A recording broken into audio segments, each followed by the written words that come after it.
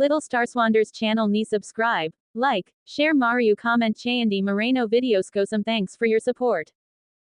కలియుగ రాముడు శ్రీరాముడు సీతా శ్రీరాముడు నచ్చిన వారు లైక్ చేసి జై శ్రీరామ్ అని కమెంట్ చేయండి. సబ్స్క్రైబ్ చేసుకోండి, మీకు మంచి జరుగుతుంది.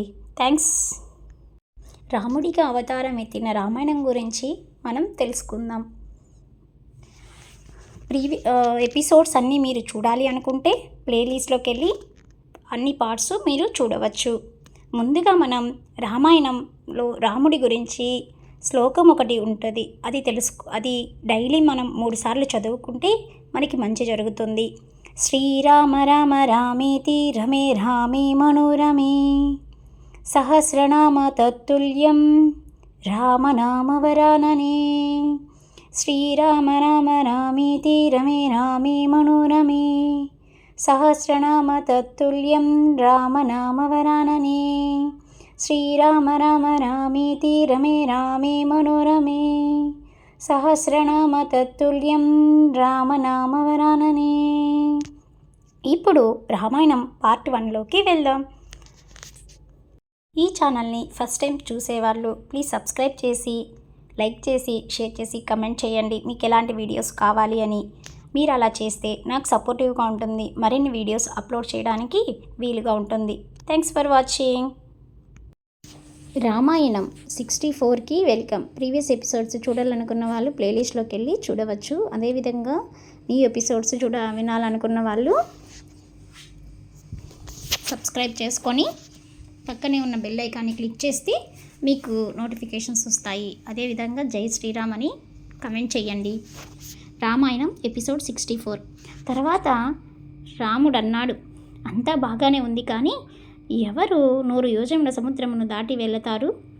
ఈ వానర సమూహంతో ఆ సముద్రాన్ని దాటి ఎలా వెళ్ళగలుగుతాము? అందులో క్రూరమైన రాక్షసులు, తిమింగ్లాలు, మొసళ్ళు మొదలైనవి ఎన్నో ఉంటాయి కదా అని రాముడు ఆలోచిస్తున్న సమయంలో సుగ్రీవుడు, రామా, నువ్వు శోకము పొందవద్దు. నీ ఉత్సాహమును పౌరుష పరాక్రములను ఒక్కసారి జ్ఞాపకం చేసుకో. నువ్వు కోదండం పట్టుకొని నిలబడిన వాడు నాడు ఎవరు నీ ముందు నిలబడగలిగిన మొనగాడు. నువ్వు సమస్త బ్రహ్మాండములను శాసించగలిగిన వాడివి. నువ్వు ఆజ్ఞాపిస్తే నీ వెంట రావుడికి సమస్త వానర సైన్యం సిద్ధముగా ఉన్నది. ఒక్కసారి వానర సైన్యము లంకాపట్నంలో అడుగు పెడితే రాముడు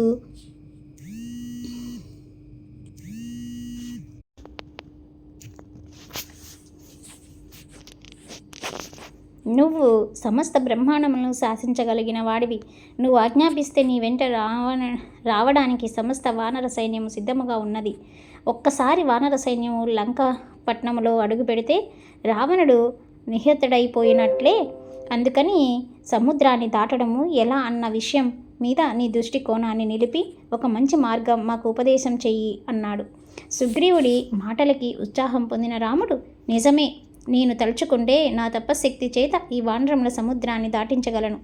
నా అస్త్రప్రయోగం చేత సముద్రాన్ని ఇంకింపచేస్తాను అని చెప్పి హనుమ వంక తిరిగి, హనుమా, ఆ లంకాపట్నం యొక్క బలం ఏమిటో చెప్పు. అక్కడ సైన్యం ఎంత ఉంటుంది? ద్వారములు దుర్గములు ఎలా ఉంటాయి అని అడిగాడు. హనుమంతుడు, శత్రు దుర్భేదమైన లంకాపట్నం 100 యోజనముల సముద్రాన్ని దాటి వెళితే త్రికూట పర్వత శిఖరాల మధ్య ఉంటుంది. దేవదానవులు కూడా దాన్ని ఆక్రమించలేరు. లంకాపట్నం చుట్టూ ఒక నది ప్రవహిస్తూ ఉంటుంది. అందులో ఒక విశాలమైన అగర్త నిర్మించారు. దాని మీద 4 వైపులా 4 వంతెనలు ఉంటాయి. ఈ వంతెనల మీద సర్వకాలముల యందు కొన్ని వందల శత్రుఘ్నులు సిద్ధం చేయబడి ఉంటాయి. దానితో పాటు ఆ లంకకి 4 దుర్గములున్నాయి. అరణ్యంలో ఉన్న దుర్గములకు అరణ్య దుర్గమని పేరు. నది చేత రక్షింపబడుతున్న దుర్గమునకు నదీ దుర్గమని పేరు. పర్వతము చేత రక్షించబడుతున్న దుర్గమునకు పర్వత దుర్గమని పేరు. కృత్రిమగా నిర్మించిన దుర్గమునకు కృత్రిమ దుర్గమని పేరు. లంకాపట్నము ఈ 4 దుర్గములతోటి శోభిల్లుతున్నది. లంకకి 4 వైపులా 4 ద్వారములు ఉన్నాయి. తూర్పు ద్వారం దగ్గర 10,000 మంది రాక్షసులు ఆయుధములు పట్టుకొని గుర్రముల మీద ఏనుగుల మీద తిరుగుతూ కాపు కాస్తుంటారు. దక్షిణ ద్వారమును 1,00,000 మంది సైనికులు కాపు కాస్తుంటారు. 10 లక్షల మంది పశ్చిమ ద్వారమును కాపు కాస్తుంటారు. 1,00,00,000 మంది సైనికులు ఉత్తర ద్వారమును కాపు కాస్తుంటారు. ఆ రాక్షసులకి యుద్ధం చేయడం అంటే మహాప్రీతికరమైన విషయం. రాజద్వారమునకు భయంకరమైన ఇనుప గడియలు పరిగణలు బిగించి ఉంటాయి. లంకని చేరుకొని యుద్ధం చేయడము అంత సామాన్యమైన విషయం కాదు. మీరు ఆజ్ఞాపిస్తే ఒక సుషేనుడు, గంధమాదనుడు, నీలుడు, నలుడు, ద్వివిధుడు, మైందుడు, సుగ్రీవుడు, అగంధుడు లంకని సర్వనాశనము చేస్తారు. నేను అక్కడికి వెళ్ళినప్పుడు అక్కడున్న మొత్తం రాక్షస సైన్యంలో 1/4 సైన్యాన్ని నాశనం చేశాను. అక్కడున్న అనేక వంతెనలలో ఒక వంతెనను పూర్తిగా విరిచేశాను. అనేక ప్రసాదములను విరగ్గొట్టాను. ప్రస్తుతం లంక చెదిరిపోయిన శోభతో ఉన్నది. రాక్షసులు ఉద్విగ్నులై ఉన్నారు. వాళ్ళతో యుద్ధం చేయడానికి ఇది చాలా అనువైన సమయమని నేను అనుకుంటున్నాను అన్నాడు. సుగ్రీవుడు, నాకన్నీ శుభనిమిత్తములు కనబడుతున్నాయి. నా మనసులో ఉత్సాహం పరవళ్ళు తొక్కుతున్నది. మనం ఆ సముద్రాన్ని సేతువు కట్టి దాటితే రావణుడిని హతడు అయిపోయినట్లే. మనం బయలుదేరడానికి మంచి ముహూర్తం నిర్ణయం చెయ్యండి అన్నాడు. రాముడు, మనం ఈ ఆలోచన చేస్తున్న సమయంలో సూర్యుడు ఆకాశంలో మధ్యన ఉన్నాడు. మన ఇక్ష్వాక వంశులందరిది ఈ రోజున ఉన్న విశాఖ నక్షత్రం. ఆ నక్షత్రము పునర్వాసు నక్షత్రమునకు సాధతార అవుతుంది. ఈ రోజున ఉన్న ముహూర్తాన్ని విజయము అని పిలుస్తారు. ఈ ముహూర్తం చాలా బాగున్నది. మనం ఉత్తర క్షణము సైన్యముతో బయలుదేరుదాము అన్నాడు. రాముడు ఈ మాట అనగానే అక్కడున్న వానరులన్నీ సంతోషము పొంది జై శ్రీరామ్, జై రామ, బయలుదేరదాము, లంకా చేరిపోదాం, రావణ్ణి సంహరిద్దామన్నాయి. రాముడు సుగ్రీవుడితో, వృద్ధులైన వారు, శరీరంలో శక్తి లేనివారు, దెబ్బలు తిని ఉన్నారు, నిస్పృహతో ఉన్నవారు ఇటువంటి వానరులని తీసుకొని రావద్దు. మొదట నీలుడు వెళ్ళాలి. ఆయనతో పాటుగా విశిష్టమైన బలం కలిగిన 1,00,000 వానరములు వెళ్ళాలి. మిగతా వానరములన్నీ రావడానికి కావలసిన త్రోవని వారు నిర్ణయించాలి. అందరూ వెళ్ళడానికి అనువైన రీతిలో ఉన్న రహదారిని నిర్మించాలి. కొన్ని గంటలు ప్రయాణం చేశాక అందరూ బడలిపోతారు. అప్పుడు విశ్రాంతి తీసుకోవడానికి చక్కని వృక్ష సముదాయం ఉండాలి. తాగడానికి మంచి నీరు దొరకాలి. పళ్ళు, తేనె దొరకాలి. అటువంటి అరణ్య మార్గంను నీళ్లు నిర్ణయించాలి. ఈ సైన్యమంతా వెళ్తున్నప్పుడు గజుడు, గవాక్షుడు, గవయుడు సైన్యానికి ముందు నడుస్తూ వెళ్ళాలి. ఈ సైన్యాన్ని కుడి పక్కన ఋషభుడు చూస్తూ వాళ్ళని రక్షించాలి. ఎడమ పక్కన గంధమాదనుడు కొన్ని లక్షల మంది వానరములతో ఆ సైన్యాన్ని రక్షించాలి. వెనుక కూడా కొన్ని లక్షల వానరములు రక్షిస్తూ రావాలి. వెళ్ళేటప్పుడు మధ్యలో సరస్సులు ఉంటాయి. అటువంటి సరోవరంలో శత్రువుల విషం కలిసి నాశనం చేస్తారు. ఆ విషపూరిత జలాలను తాగితే వాళ్ళ వానరులందరూ కూడా శరీరములను విడిచిపెట్టే ఉపద్రవము ఏర్పడవచ్చు. చాలా ముందుగా వెళ్ళి అటువంటి నీటి సరోవరాలని, సరస్సులకి ప్రమాదమును ఏర్పడకుండా కాపలా కాయాలి. నేను సైన్య మధ్య భాగంలో హనుమాన్ భుజాల మీద కూర్చొని వస్తాను. అంగదుడి భుజాల మీద లక్ష్మణుడు బయలుదేరాడు. జాంబవంతుడు మొదలైన వారు ఈ వానర సైన్యాన్ని అన్ని వైపులా రక్షిస్తూ ఉండాలి అని చెప్పాడు. వానర సైన్యం అంతా బయలుదేరింది. అప్పుడు ఆ సైన్యంలో కొంతమంది వెనుక నడవకుండా ముందుకొచ్చి నడుస్తున్నారు. రాముడికి పక్కన నడుస్తున్న వారు అంటున్నారు, ఒరే చూడరా, లంకకి వెళ్ళగానే రావణుడి ఏమి చేస్తాను అని ఒకడు, నేను ఒక గుద్దు గుద్దానంటే వాడి తలకాయలు పగిలిపోతాయి చూడరా నా కంట అని రాముడి వినపడేటట్లుగా తమ పత్రాపాలు చెప్పుకుంటున్నారు. ఆ సైన్యంలో బలంగా ఉన్న వాళ్ళు మెల్లగా నడుస్తున్న వారిని ఎత్తి పక్కకు పారేసి ముందుకు వెళ్ళిపోతున్నారు. కొంతమంది తొందరగా వెళ్ళాలని పర్వతాల మీద ఎక్కి వెళ్తున్నారు. కొంతమంది చెట్లని పీకేసి వాటిని గొడుగులుగా పట్టుకొని వెళ్తున్నారు. వాళ్ళందరూ అలా వెళ్తుంటే అరణ్యమే వెళ్ళిపోతున్నదా అన్నట్టుగా ఉన్నది. వాళ్ళందరూ బయలుదేరి దక్షిణ దిక్కున ఉన్న సహ్యాద్రి పర్వత శిఖరముల మీదకి చేరుకొని అక్కడున్న రకరకాల పళ్ళని తిని కాలం గడిపారు. అక్కడ నుంచి బయలుదేరి కొంచెం ముందుకు వెళ్ళగా వాళ్ళకి సముద్రం కనపడింది.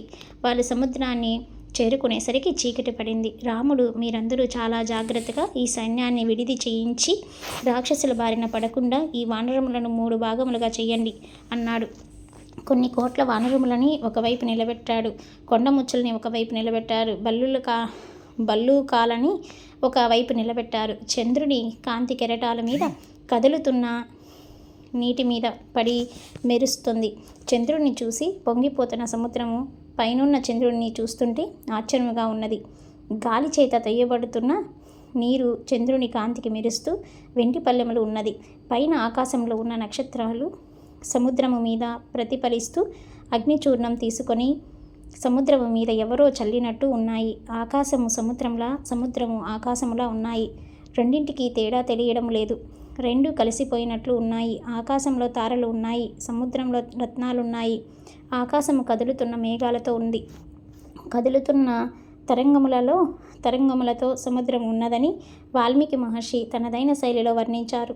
ఆ సమయంలో రాముడు సముద్రం వంక చూస్తూ, సీత లంకలో ఉండిపోయింది, నేనిక్కడ ఉండిపోయాను. చంద్రుడా, సీత నిన్ను చూసుకుంటుంది. అలా చూడబడిన నువ్వు నా వంక చూస్తే నాకు ఉపశాంతి కలుగుతుంది. అటువైపు నుంచి వస్తున్న గాలి సీతకి తగిలి వస్తే నాకు ఉపశాంతి కలుగుతుంది అన్నాడు. లంకలో మంత్రులతో కూర్చొని దీనంగా తలదించుకొని రావణుడు ఉన్నాడు.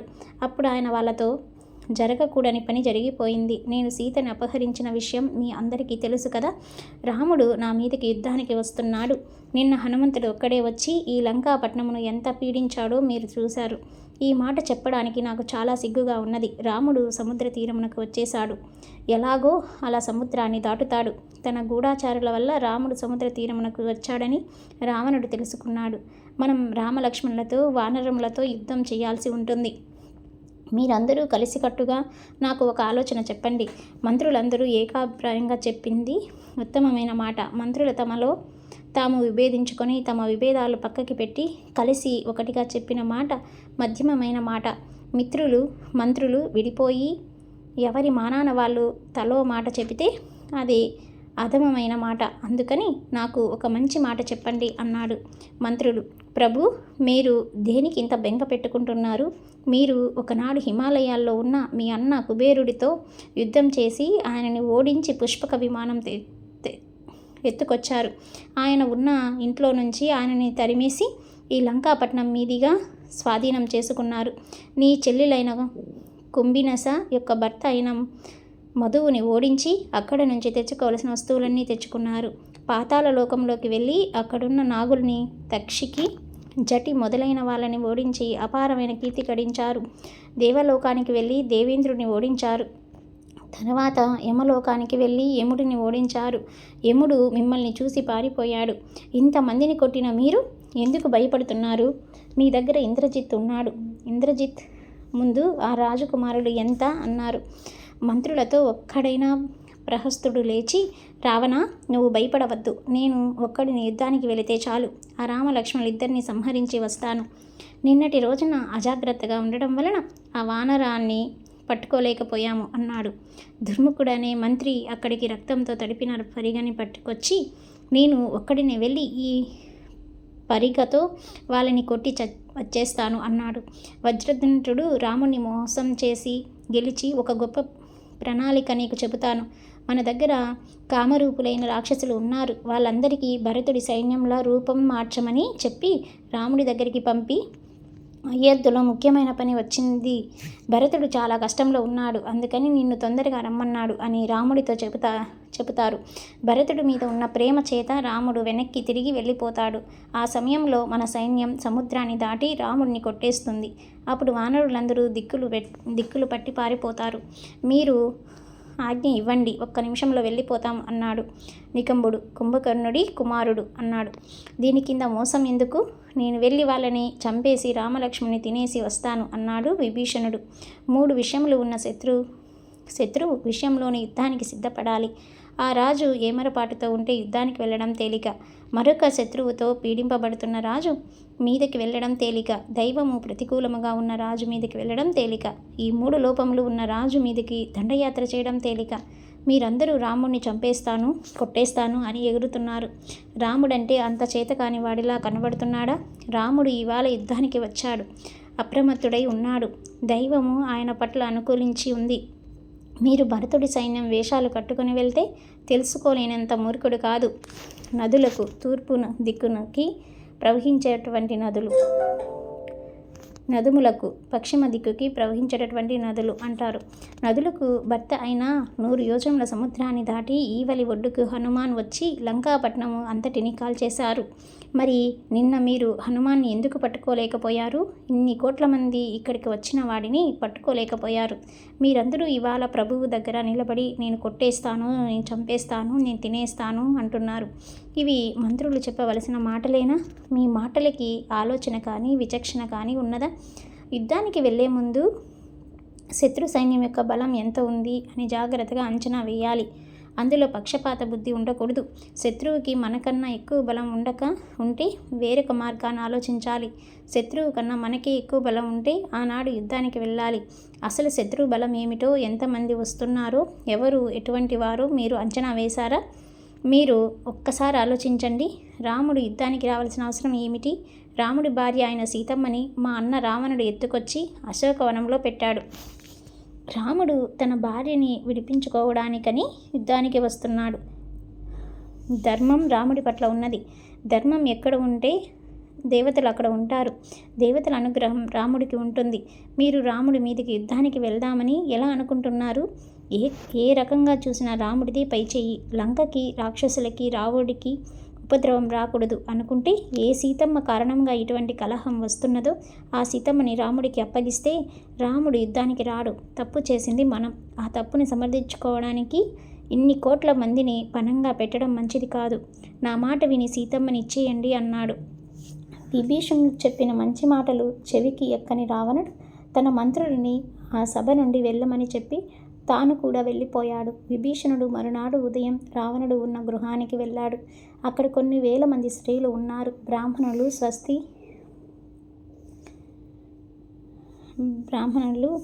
స్వస్తి వాచకములు చెబుతున్నారు.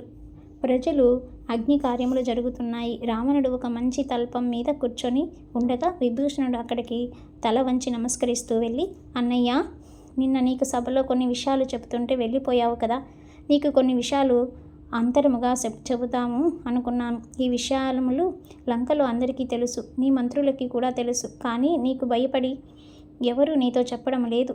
నేను కూడా చెప్పకపోతే మా అన్నని రక్షించుకోని వాడిని అవుతానని నీ మీద ప్రేమ చేత చెప్పడానికి వచ్చాను. నువ్వు ఏనాడైతే సీతమ్మని అపహరించి లంకకి తీసుకొచ్చావో ఆనాటి నుంచి నాకు కొన్ని దుర్నిమిత్తములు కనబడుతున్నాయి. ఎప్పుడైనా హోమం చేద్దామని 4 పుల్లలు ఆ హోమగుండంలో వేస్తే ప్రారంభం నుంచి కూడా అగ్ని పెద్దగా పైకి రావడం లేదు. పొగ చుట్టుముట్టి ఉంటున్నది. అన్ని హోమగుండంలోని అగ్ని కూడా పొగతోనే ఉంటుంది. నిప్పురవ్వలు బయటికి కనబడుతున్నాయి. అగ్నిశాలలోకి, వేదాశాలలోకి, పూజాగృహంలోకి విశేషంగా పాములు వస్తున్నాయి.